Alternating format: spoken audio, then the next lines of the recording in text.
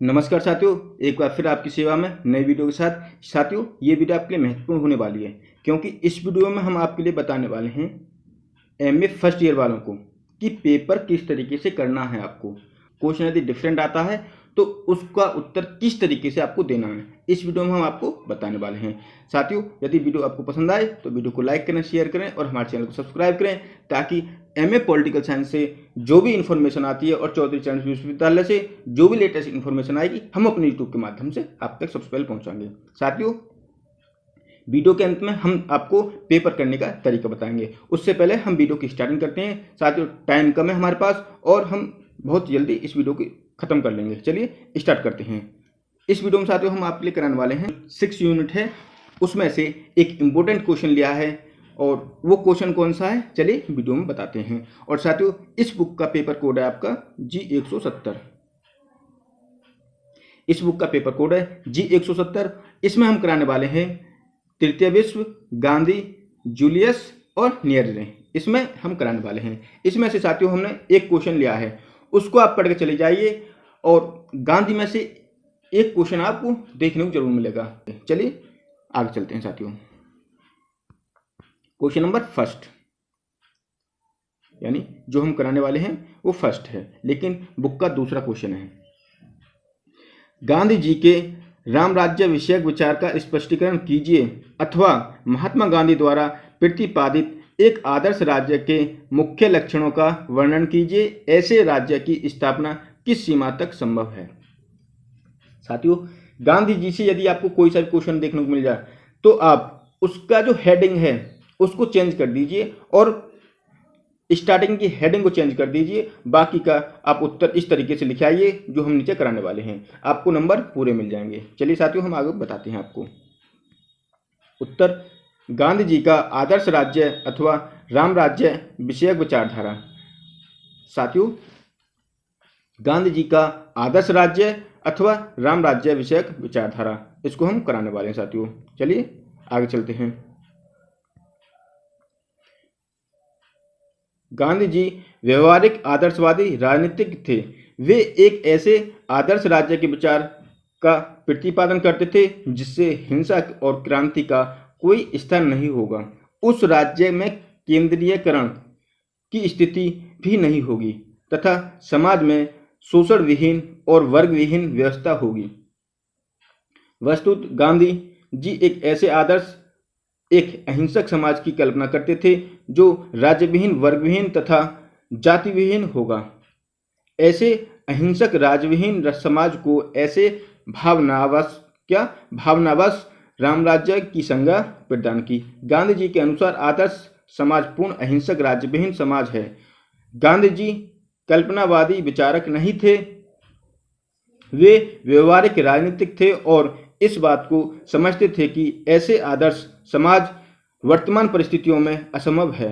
अतः उन्होंने व्यवहारिक दृष्टिकोण से उप आदर्श की कल्पना की जिससे राज्य का अस्तित्व होगा परंतु उसका कार्यक्षेत्र अपेक्षाकृत कम होगा।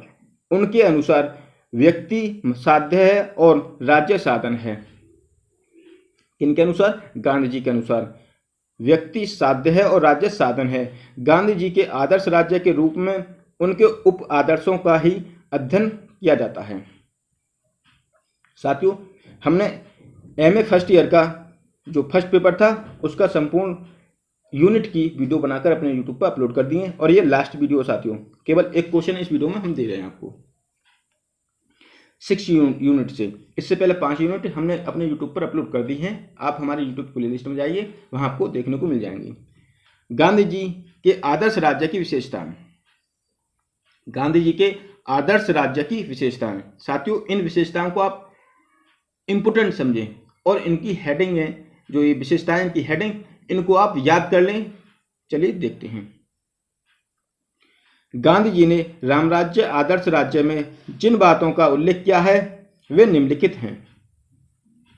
पहला, अहिंसात्मक समाज। गांधी जी ने जिस आदर्श राज्य का प्रतिपादन किया उसे उन्होंने राम राज्य के नाम से संबोधित किया। उनका आदर्श राज्य अहिंसात्मक समाज होगा। इस राज्य में राज्य का कार्यक्षेत्र कम से कम होगा तथा वहां शोषण नहीं होगा। गांधी जी का विचार है कि वही राज्य पूर्ण तथा अहिंसात्मक है जहां जनता पर कम से कम शासन हो। ठीक है साथियों, आगे चलते हैं। नेक्स्ट, पराधीनता से मुक्ति। गांधी जी कहते हैं कि सच्चा स्वराज्य उस समय स्थापित हो सकता है जब जनता में राज्य के अनुचित कार्यों का विरोध करने की क्षमता हो और अधिक से अधिक लोग स्वतंत्र होने का प्रयास करें। गांधी जी केवल राजनीतिक स्वतंत्रता को ही स्वतंत्रता नहीं मानते थे, वरन वे व्यक्तियों को भी सभी प्रकार के बंधन तथा शोषण से मुक्त करना चाहते थे। इस संबंध में उनका कथन था, मैं केवल भारत को अंग्रेजी शासन से मुक्त कराने में रुचि नहीं रखता, वरन भारत को प्रत्येक प्रकार के बंधन से स्वतंत्र करना चाहता हूँ।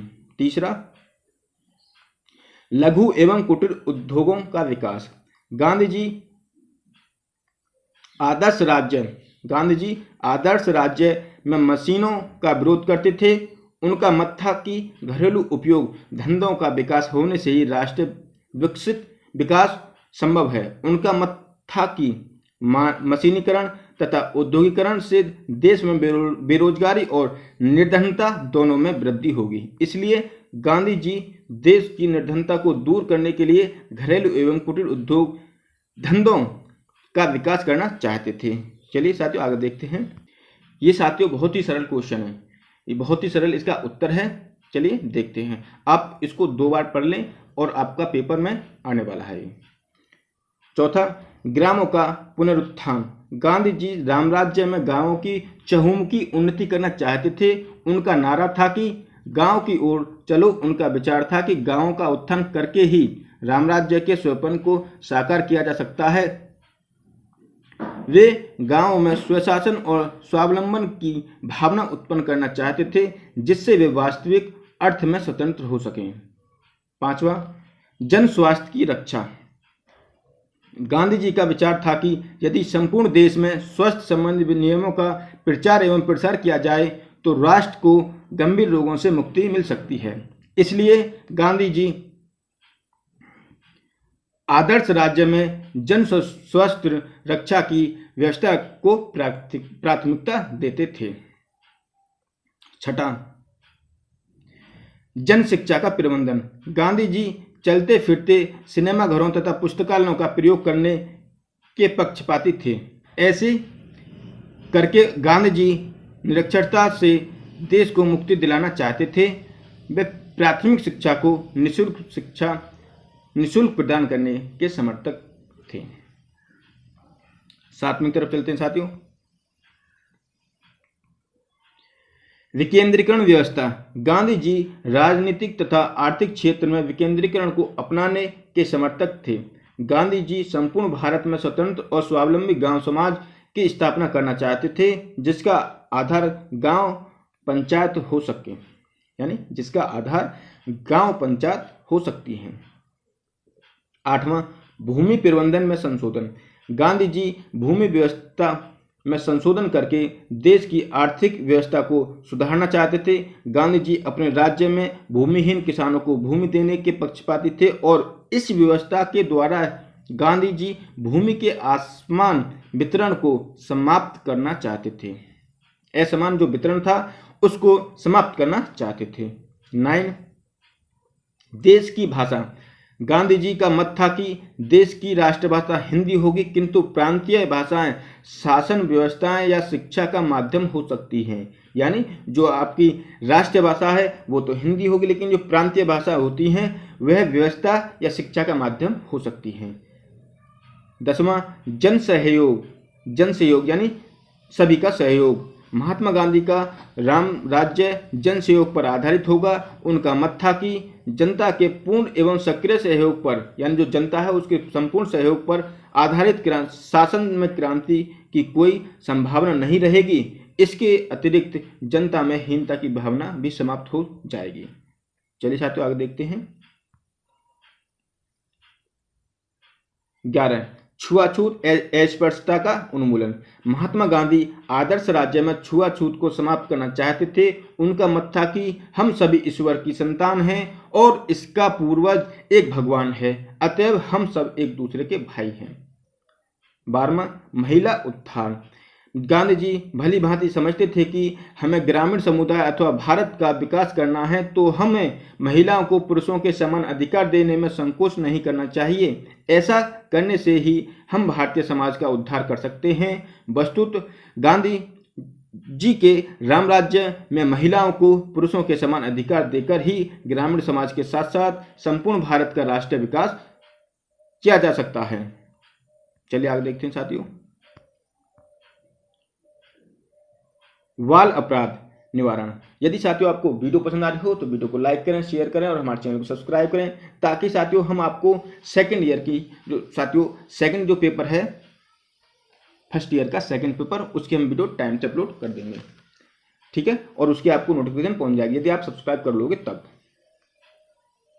बाल अपराध निवारण। महात्मा गांधी इस बात की ओर विशेष ध्यान देते थे कि यदि राष्ट्र का विकास करना है तो बच्चों की अपराधी प्रवृत्ति को नियंत्रित करना होगा। इस उद्देश्य से महात्मा गांधी बाल अपराध न्यायालयों की स्थापना का समर्थन करते थे। उनका मत था कि परिवार को इस प्रकार व्यवस्थित किया जाए कि बच्चों का सर्वांगीण विकास हो सके। वे सुधार संस्थाओं के भी पक्षपाती थे। उनका मत था कि बच्चों के साथ प्रेम पूर्वक व्यवहार करके उनको कुशल, सभ्य तथा संस्कृत नागरिक बनाया जा सकता है। चौथा, अपराधों की रोकथाम।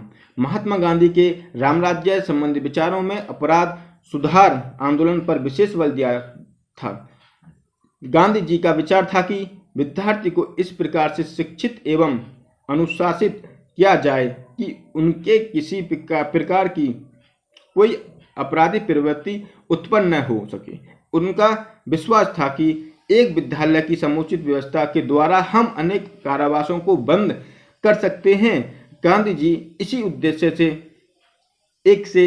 एक ऐसे वातावरण की स्थापना करना चाहते थे जिसमें अपराधी प्रवृत्ति को उत्पन्न होने का कोई अवसर न मिल सके। आगे देखते हैं साथियों। और साथ ही साथ कारावासों में इस प्रकार का सुधार करना भी चाहते थे कि कारावास से निकलकर जो अपराधी बाहर आए वे सभ्य का एवं संस्कृति नागरिक का जीवन व्यतीत कर सके। 15वां, शिक्षा का प्रसार। गांधी जी बेसिक शिक्षा प्रणाली तथा प्रौढ़ शिक्षा प्रणाली को संचालित करके एक ऐसे समाज की नींव डालना चाहते थे जिसमें नागरिकों के चरित्र का अधिकतम विकास हो सके और साथ ही साथ भारत का नागरिक शिक्षित भी हो सके, जिससे भारत में लोकतंत्रात्मक सिद्धांतों का समुचित रूप से व्यवहारिक प्रयोग हो सके और भारतीय लोकतंत्र की सुरक्षा भी हो सके। 16वां, पंचायतों को शक्तिशाली बनाना। गांधी जी भारत में पंचायतों को शक्तिशाली बनाने तथा उनका यथासंभव विस्तार करने के बहुत पक्षपाती थे। उनका मत था कि ग्रामीण समुदायों को विवादों से बचाने के लिए पंचायत व्यवस्था को सुदृढ़ करना अत्यावश्यक है। महात्मा गांधी इस बात को भी समर्थक थे कि पंचायतों को इतने अधिकार दिए जाएं कि पंचायतें ग्रामीण समुदाय की समस्याओं का समाधान स्वयं कर सकें और साथ ही साथ वे इतनी शक्तिशाली भी हो कि ग्रामीण समुदाय को प्रभावित करके ग्रामीण समुदाय के सुख और शांति की व्यवस्था कर सके। 17वां, निजी संपत्ति का अस्तित्व। महात्मा गांधी के आदर्श राज्य में निजी संपत्ति का अस्तित्व होगा, परंतु वे धनवान व्यक्तियों को निर्धनों का ट्रस्टी बनना चाहते थे। उनका मत था कि धनी व्यक्तियों को चाहिए कि वे धन का प्रयोग अपने स्वार्थ में न करके सार्वजनिक हित में करें। यदि भारत का धनिक वर्ग अपने धन का प्रयोग सार्वजनिक हित में करना सीख जाए तो भारत की समस्या का समाधान सरलता से हो सकेगा। चलिए आगे देखते हैं साथियों।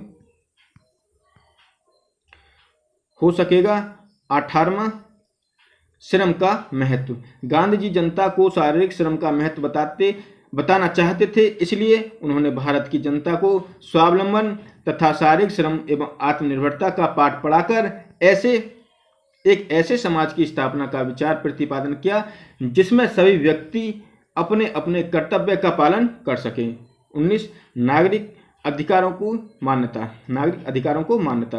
गांधी जी का आदर्श राज्य स्वतंत्रता, समानता तथा अन्य नागरिक अधिकारों पर आधारित होगा। इस समाज में बिना किसी भेदभाव के प्रत्येक व्यक्ति को स्वतंत्र रूप से अपने विचार प्रकट करने तथा समुदाय के निर्माण की स्वतंत्रता होगी। 20वां, वर्ण व्यवस्था। गांधी जी वर्ण व्यवस्था में विश्वास करते थे और उनका आदर्श समाज वर्ण व्यवस्था पर आधारित होगा। इस आदर्श समाज में सभी वर्णों को समान अधिकार प्राप्त होंगे। 21, धर्मनिरपेक्ष राज्य। गांधी जी के आदर्श समाज में किसी एक धर्म विशेष को राज्य का आश्रय प्राप्त नहीं होगा। राज्य की दृष्टि में सभी धर्म समान होंगे और राज्य धार्मिक मामलों में हस्तक्षेप नहीं होगा, यानी राज्य धार्मिक मामलों में हस्तक्षेप नहीं करेगा। नेक्स्ट 22वीं हेडिंग साथियों, गोवध निषेध। गांधी जी के आदर्श समाज में गो हत्या का निषेध किया गया है। उनके अनुसार भारत जैसे देश में धार्मिक तथा आर्थिक दोनों ही दृष्टि से गाय की रक्षा बहुत आवश्यक है। 20वां, मद्य निषेध। गांधी जी मद्य निषेध के पक्ष में थे क्योंकि मादक पदार्थों के सेवन से चारित्रिक पतन होता है। जो आपके मादक पदार्थ होते हैं उससे चारित्रिक पतन होता है साथियों। 24वां, साम्राज्यवाद का विरोध। गांधी जी साम्राज्यवाद के विरोधी थे क्योंकि साम्राज्यवाद में एक राज्य दूसरे राज्य का शोषण करता है। ठीक है साथियों। 25वां, अंतर्राष्ट्रीय क्षेत्र में शांति। महात्मा गांधी अंतर्राष्ट्रीय क्षेत्र में शांति और सहयोग के समर्थक थे। उनका विचार था कि लोग भारत के नागरिक होते हुए भी अपने को विश्व का नागरिक समझें। गांधी जी का मत था वसुधैव कुटुंबकम के सिद्धांत का अनिवार्य रूप से पालन करना चाहिए, किंतु इसके साथ ही वे राष्ट्र और राष्ट्रवाद के समर्थक भी थे। गांधी जी अहिंसा पर बहुत बल देते थे।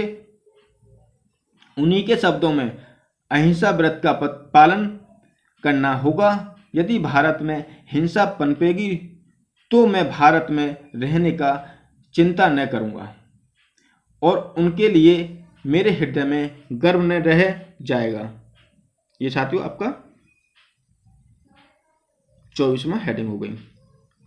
और साथियों 25 में होगी साथियों लास्ट, और इस क्वेश्चन की लास्ट हेडिंग 26वीं, शासन का लोकतांत्रिक रूप। शासन का लोकतांत्रिक रूप। गांधी जी के आदर्श समाज में शासन का रूप लोकतंत्रात्मक होगा। गांधी जी के उपयुक्त राजनीतिक विचारों का अध्ययन करने से स्पष्ट होगा कि गांधी जी का आदर्श राज्य अहिंसा पर आधारित होगा, जिसमें आर्थिक व राजनीतिक दोनों ही क्षेत्रों में विकेंद्रीकरण होगा। इसमें ग्राम स्वराज की स्थापना होगी और शारीरिक श्रम को महत्व दिया जाएगा। इस समाज में मानव के व्यक्तित्व का पूर्ण सम्मान होगा तथा उसे अपना नैतिक विकास करने की पूर्ण स्वतंत्रता होगी। ये साथियों आपका क्वेश्चन हो गया।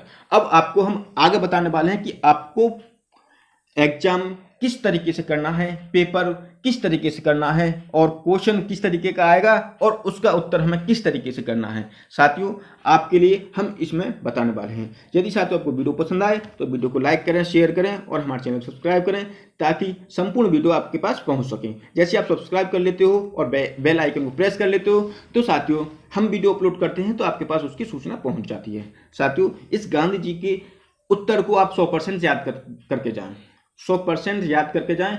ये क्वेश्चन आने वाला है। और साथियों गांधी जी से यदि कोई भी क्वेश्चन पूछ लें तो आप इस उत्तर को करिए आएं। मैं आपसे वादा करता हूं कि आपके नंबर मिलेंगे।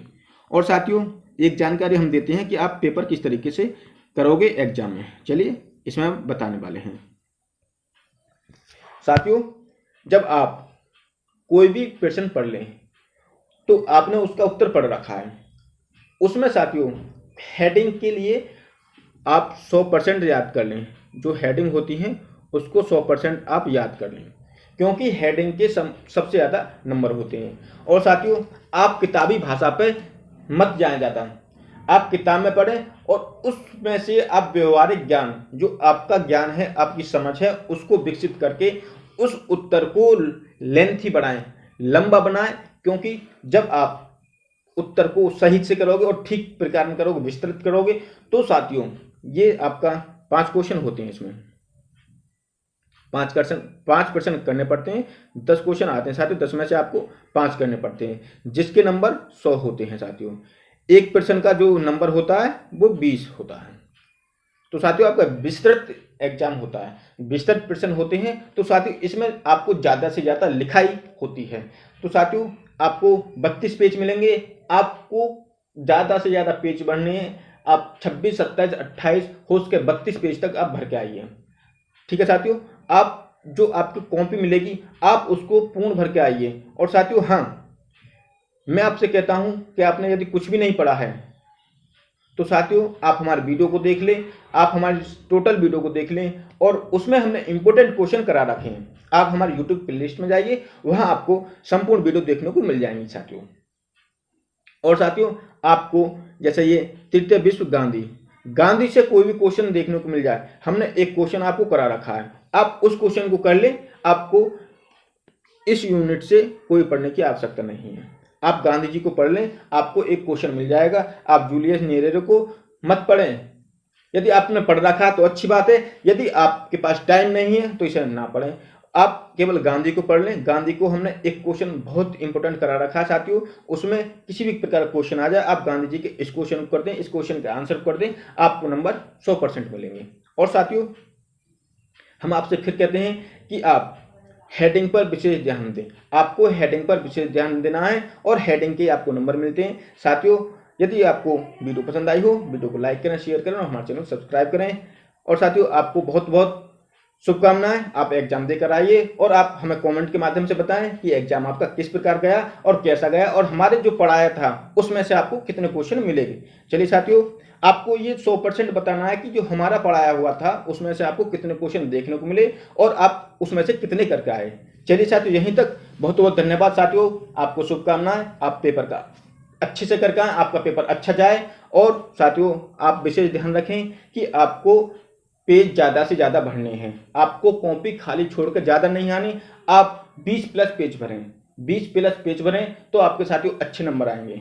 साथियों आप 25, 27, 28, 29, 30 तक आप आराम से पेज भर दें तो हम वादा करते हैं आपके नंबर अच्छे आएंगे। चलिए साथियों यहीं तक। बहुत बहुत धन्यवाद साथियों।